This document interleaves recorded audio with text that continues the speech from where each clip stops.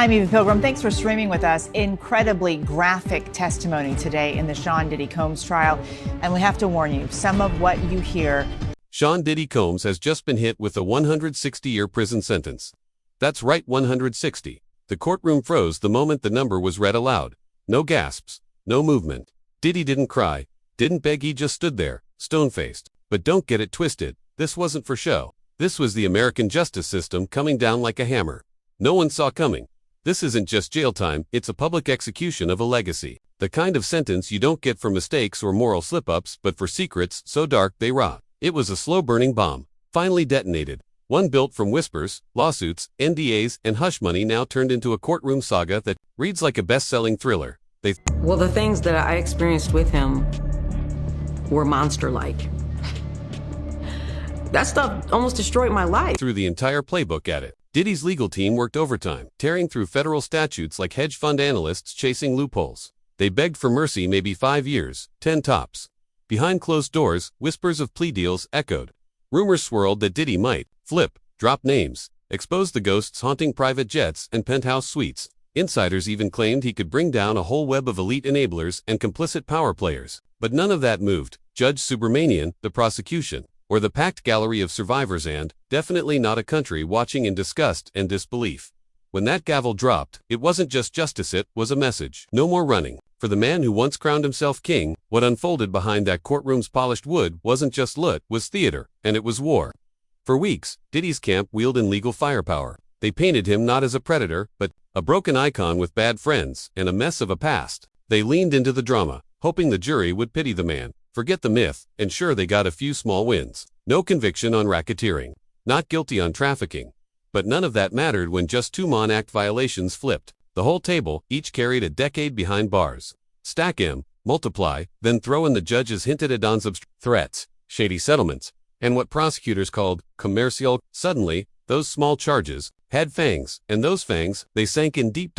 Now let's talk about the twist that has the entire industry clutching its pearls. Cassie Ventura, the ex-girlfriend, once the pampered. How many people came through his orbit?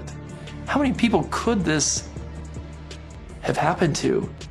And how did he get away with it for so long? Queen of Diddy's mansion, empire, is now rumored to be the prosecution's secret weapon. The whispers are loud. Did she cut a backdoor deal?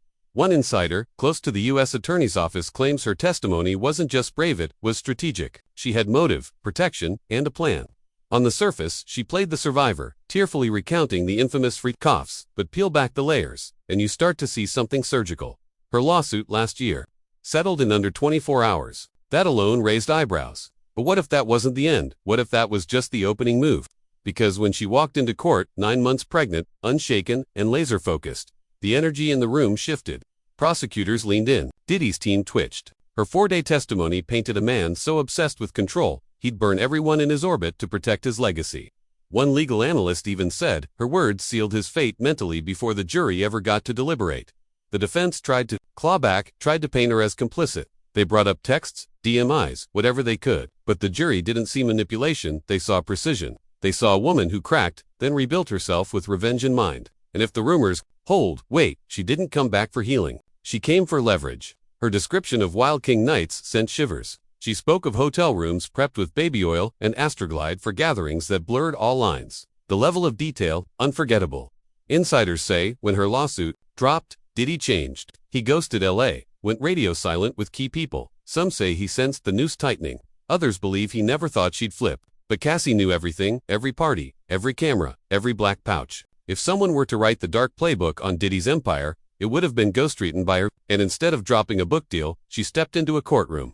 One former bad boy exec said flat out her testimony was the key to the vault. And Cassie might not be the only one. There's an even darker rumor tearing through the music industry, that members of Diddy's inner circle were already talking to the feds before the trial even began. They're calling it an extortion theory, unconfirmed, but whispered everywhere, from strip club VIPs to encrypted discords, ex-drivers, party planners, even the ones who handled black pouches. Were they the match that lit the fuse? People trusted to protect secrets now, flipping them into federal testimony. One of his former bodyguards admitted anonymously that Diddy's staff had been on federal radar since early 2023. A road manager now in hiding down in Atlanta told a blogger subpoenas were being tossed around like Mardi Gras beads. This wasn't just betrayal. It was a mutiny. People who once threw his birthday parties, now describing vaults of tapes, blackmail plots, and drug-soaked chaos. And then came the silence. That cold, eerie silence from the music industry's biggest names. Where were the statements? The solidarity? No major artists, no celebrity fundraisers, just a couple of TikTok influencers in free puff shirts, looking confused outside the courthouse. Why? Maybe fear, maybe guilt, maybe they know what's still buried hasn't even begun to surface. One juror later told reporters he fought for himself, but he was alone. Alone, that's a word no one ever used for Sean Combs in the 90s, or 2000s, or even 5 years ago. But it's exactly how he looked when the sentence came down. Alone is how he waits, now in a cell, stripped of the empire he built, and possibly betrayed by the very people he made rich. As the echo of that gavel faded, the moment that stuck wasn't the number of years, it was the judge's voice, calm, cold, final. Judge Aaron Subramanian didn't just sentence Diddy, he labeled him a threat to society, not casually, not in passing, with force, with full eye contact, as if to say, your time is up, and no amount of hits or money can save you now. Legal insiders say the sentence wasn't just about Monarch violations, it was about setting an example, because those court files, sealed depositions, and whisper testimonies weren't just background noise, they were the real evidence. This wasn't just a legal takedown, it was a cultural reckoning. The kind that says no matter how many jets you fly or Grammys you win, you're not untouchable. Not anymore. Some survivors said they stayed quiet for years, scared of what Diddy might do to them professionally, even physically. Now they don't have to whisper. The line has been drawn. The era of buying silence, weaponizing loyalty, and rewriting history with cash might finally be over. And just when you think the case couldn't get more disturbing, enter the most haunting symbol of them all, baby oil.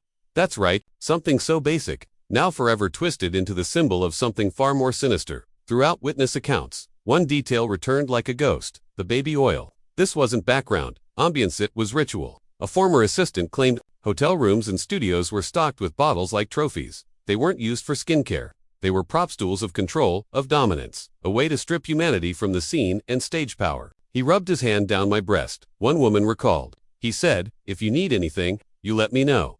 The oil became more than a substance. It became a symbol. Prosecutors leaned in hard. Social media dubbed it the oil signature, a grotesque calling card that turned private encounters into performative horror. The term freak-off, once mocked online, landed like a bomb in court. Witnesses described soundproof rooms, mood lighting, forced participation, and in almost every account, the oil was there. Poured, passed, demanded. It was never about intimacy, it was about control. Raids in March 2024 uncovered unopened bottles, lining shelves like relics, not used. Displayed, forensic teams found more than residue, they found obsession. That obsession blurred into pathology. A man repeating the same rituals, turning people into props in his own twisted theater. I'm stuck, one survivor said, breaking down on the stand. They moved on. I'm still stuck 21 years later. But if you thought this ended in a courtroom, think again. Diddy's criminal sentence was historic, but the civil tsunami is still coming. Over 60 lawsuits are pending. Many anonymous, many echoing the same horror, control, coercion, some even from victims who say they were teenagers. Civil attorneys are circling like vultures. The court isn't the only battleground, the entire industry is in the crosshairs. But before we call this a clean victory, there's one uncomfortable question. How free was that jury? Really? With media swarms, protesters, monologues, and tweets flooding every platform, could anyone in that jury room truly block it out? This wasn't just a trial, it was a performance. One where the audience never left, and the spotlight burned hot. Every single day, legal experts say the jury didn't just weigh evidence, they judged a myth. A cultural figure decades in the making. Prosecutors were careful, avoiding theatrics, but their strategy dripped with atmosphere. A photo here, a pause there. Statements styled more like screenplays than legal briefs. It worked, but did it push the scale just enough? That's the risk. When the narrative is that strong, a juror might not believe they can acquit, not because of law, but because of pressure.